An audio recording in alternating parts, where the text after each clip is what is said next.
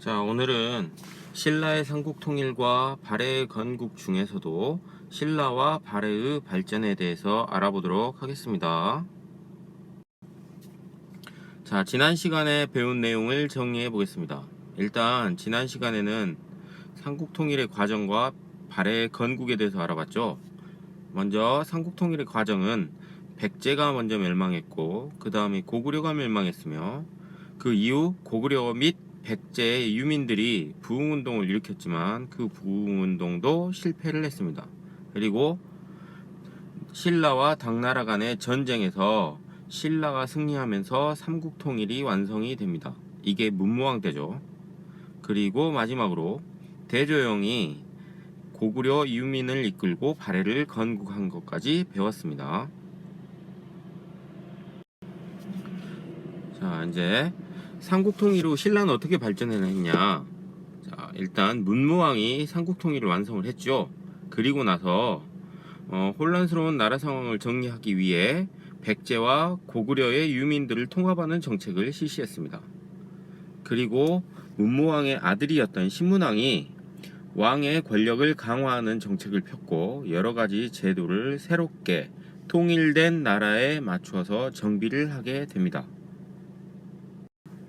이를 통해서 통일된 신라의 기틀을 마련하게 되는 것입니다. 자, 이제 발해의 발전에 대해서 알아보겠습니다. 처음 동모산에서 시작했던 발해는 신라와 당나라의 견제를 받으면서 성장을 해야 했습니다.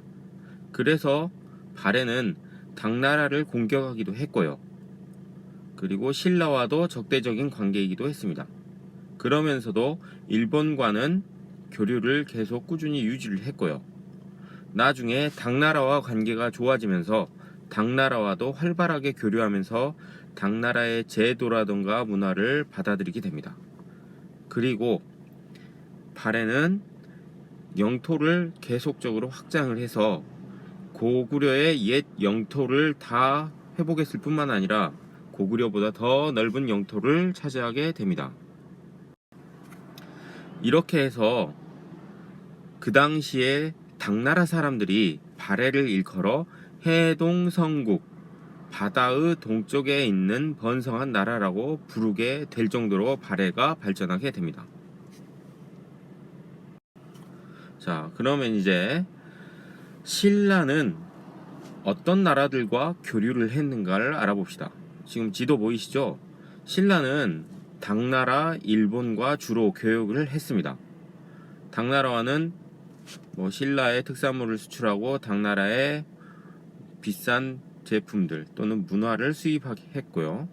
거꾸로 일본에서는 일본의 특산물을 신라가 받아들이고 신라의 문화를 일본으로 수출하기도 했습니다. 그리고 저 멀리 서역, 지금으로 치면 사우디아라비아, 이란, 이라크 이런 지역의 사람들까지 와서 무역을 하였습니다. 발해 같은 경우는 신라, 당나라, 거란, 중앙아시아의 여러 나라들과 교류했습니다. 아까 지도도 보시고 이 지도도 보시면 빨간 선들이 많았죠. 이것이 바로 신라와 당나라의 교통로인데 신라로 이어진 길도 있고 당나라도 이어진 길도 있고 일본과는 배로 왔다 갔다 하기도 했습니다.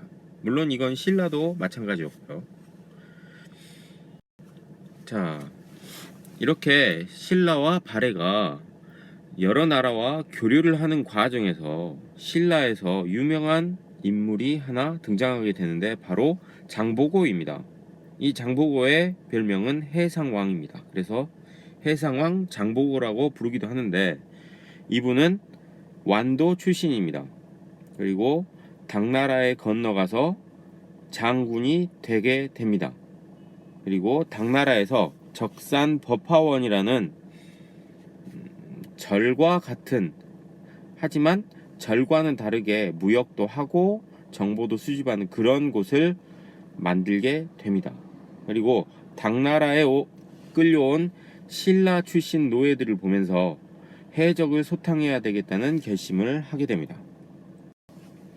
그리고 당나라에서 신라로 귀국을 해서 신라 왕에게 청해진을 설치하고 해적을 소탕할 수 있게 해달라고 요청을 해서 그렇게 허락을 받고 청해진, 그러니까 지금의 완도입니다.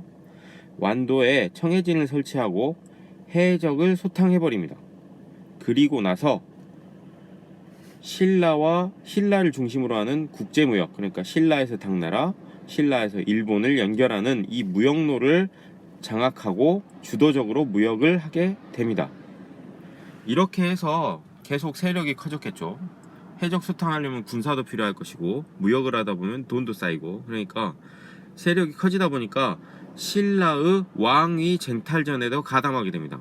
그래서 실제로 이 사람이 미는 사람이 신라의 왕이 되기도 했습니다. 그런데 이 과정에서 암살을 당하면서 장보고의 일생이 끝나고 장보고가 죽고 나서 청해진도 사라지게 됩니다.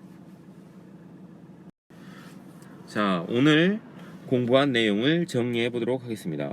일단 신라는 문무왕과 신문왕의 노력으로 통일된 신라의 기틀을 마련하게 됩니다.